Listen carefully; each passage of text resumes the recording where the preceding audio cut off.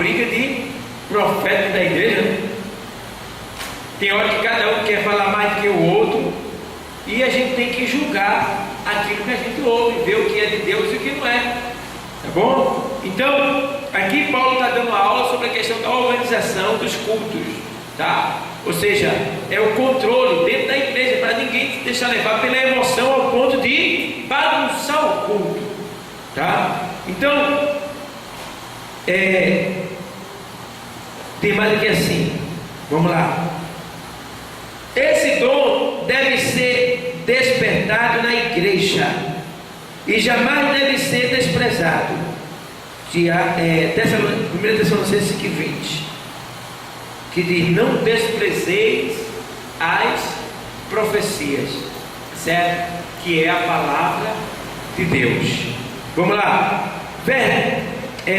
Variedade de línguas é a capacidade sobrenatural dada pelo Espírito Santo de se falar línguas jamais estudadas ou aprendidas. Atos 2, 4 e 8, que fala sobre a descida do Espírito Santo, e diz que cada um falou, foi visto neles línguas como que de fogo, pousando sobre eles. Então, isso é uma manifestação sobrenatural e uma visão que veio em virtude do dom que eles receberam naquela hora do batismo. Então eles viram línguas como que de fogo pousando sobre eles, tá? Isso foi uma visão, tá bom? Então, quer dizer que Deus vai te capacitar com a língua que as pessoas não vão lhe entender assim, se não tiver no Espírito, mas que você vai saber lidar com ela ao ponto. Por exemplo, aqui em Atos tinha 120 nações, tá? E se não me falha agora é isso, 120 nações que estavam lá naquele tempo, que era uma festa, e tinha muitos visitantes que iam para lá. E quando eles falaram, no tempo tinha muitas pessoas, tinha 120 membros ali, todos adorando, esperando o revestimento. Quando eles são revestidos, eles começam a falar em língua. Então vamos, para vocês entenderem, eu, brasileiro, chego e falo para o japonês: Jesus te ama. Eu entendo que estou falando na minha língua, mas ele entende que eu estou falando na língua dele. Está entendendo? Eu não sei falar inglês, aí eu vou falar com o americano, aí ali eu falo com ele em língua, de maneira que eu entendo que eu acho que estou falando na minha língua, mas ele está entendendo na linguagem dele. Língua como que de fogo, ou seja, é como se fogo é para consumir os empecilhos, tá? Então eles receberam ali o dom de se comunicar. Aquilo ali foi uma profecia linda, porque lá no Antigo Testamento, no capítulo 11 de Gênesis, Deus separa as línguas. Babel faz todo mundo ficar sem entender ninguém. E lá no Pentecostes, Deus une novamente. Coisa linda, né? Chegou a hora, eu vou unir de novo um povo, para a edificação de um tempo que vai chegar até o céu. Agora não é mais Babel, não. Agora é um tempo que vai chegar no céu. Esse tempo daqui, está sendo edificado até chegar nas alturas aonde Deus está. Porque esse era o projeto de Babel, era chegar até onde Deus estava, mas não conseguiram. Deus bagunçou lá o negócio lá, jogou um espírito lá, e aquele espírito colocou perturbação neles, ao ponto de eles não se entenderem mais. Me dá um tijolo aí, o outro vinha com a colher de pedreiro. Me dá uma colher de pedreiro, o outro vinha com a espada. E ninguém ia. Rapaz, tu estava entendendo não? E começou aquela bagunça. Imagina comigo, foi lá naquele dia. Ninguém sem se entender, todo mundo sem se entender. Que agonia, pensa bem. E saiu todo mundo aí, reclamando, achando que eu estava entendendo. Para lá, e cada um se dispensou. E aí surgiu as nações e as línguas diferentes, né? Que tem até hoje. E aqui em Pentecostes, o Senhor une um povo exclusivo dele, que vai falar uma única língua. E o nome dessa língua se chama Jesus Cristo. Glória a Deus. A interpretação de língua é o único dom cuja função ou existência depende de outro dom. Tá? Veja, interpretação de língua é o único dom cuja função ou existência depende de outro dom, que é o dom de falar em língua. Ou seja, quem interpreta precisa de outro dom. Qual é o outro dom? Quem fala em língua. Então, eu posso só interpretar quem está falando em língua. E eu posso interpretar eu mesmo. Falo em língua e interpreto. Certo?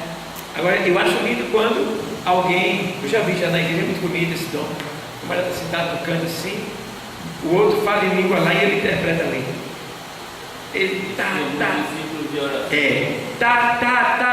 e o outro eu faço assim, aí ele se cala, aí o outro aí ele assim, o outro faz tempo que eu não vejo isso. Quem tem esse dom de interpretação é Maurício. Eu vi ele uma vez interpretando uma pessoa da igreja, foi lindo, foi muito lindo.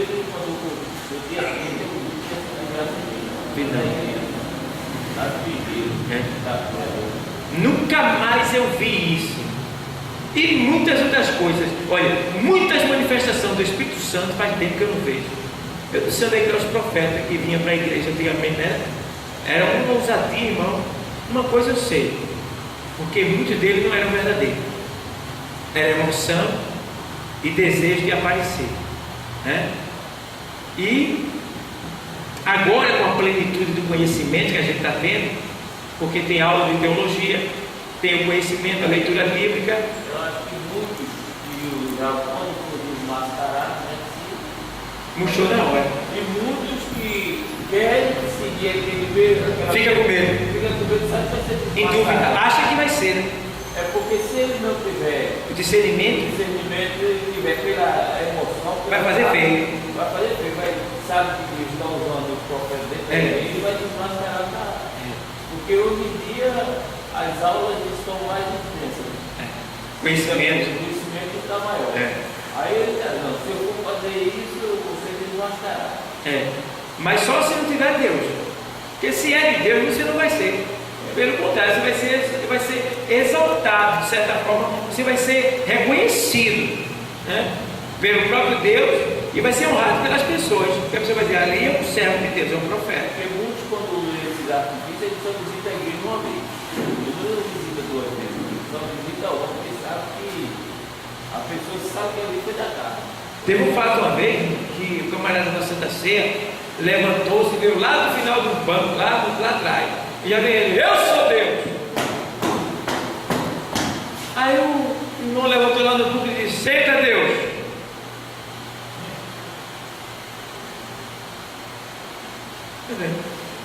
E agora?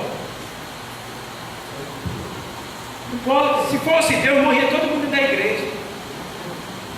Está entendendo? E quem vê Deus morre. Então, não pode. O outro vai lá e diz, eu sou Deus. E quem tocar se queima. Senta, vai, senta. Aí quando ele senta, aí ele olha assim e diz, olha, tu vai pro leito, viu? Vou te botar no leito. Olha que Deus. Está entendendo? Tem que ter cuidado.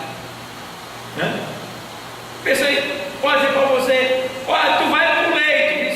Aí eu vou dizer para ele, não, mas faz 45 anos que eu estou no leito. O leito é o quê? A cama. Então, estou com vontade de dormir agora não. Entendeu? Então a gente tem que ter esse cuidado, porque Deus não é ninguém, não vai errar. Você acha que Deus vai se levantar e vai sair da igreja e cair? Que Deus é esse? Eu não sei se é verdade, porque você já ouviu falar que dá um trabalho de correr, e disse que naquela cabeça disse, eu sou Deus, estou aqui. Aí o outro disse assim, eu sou Jesus, estou presente. Aí ele disse, Jesus sobe, eu já estou aqui. Está vendo a situação? Imagina, meu irmão. Olha, e a pessoa sem conhecimento fica tudo demoroso, tudo se vê, tá? Que culto de poder. Estava Deus, estava Jesus, estava todo mundo lá.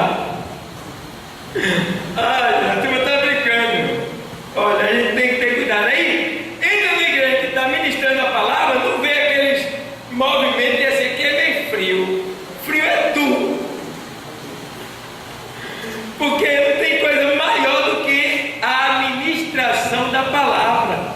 A própria palavra diz, o apóstolo Paulo diz que o maior dom é o da profecia, tá? Que você entende. Então, é sério, meus irmãos. Olha, marca aí, irmão, daí a gente parou. Paramos na interpretação de língua, né? É o único dom cuja função independe de outro. Bota em 6.12, né? Ponto 6.12, não é isso? 6.1, né? 6.1, vamos lá. Amém? Eu convido o nosso diácono Jesse, vamos para louvar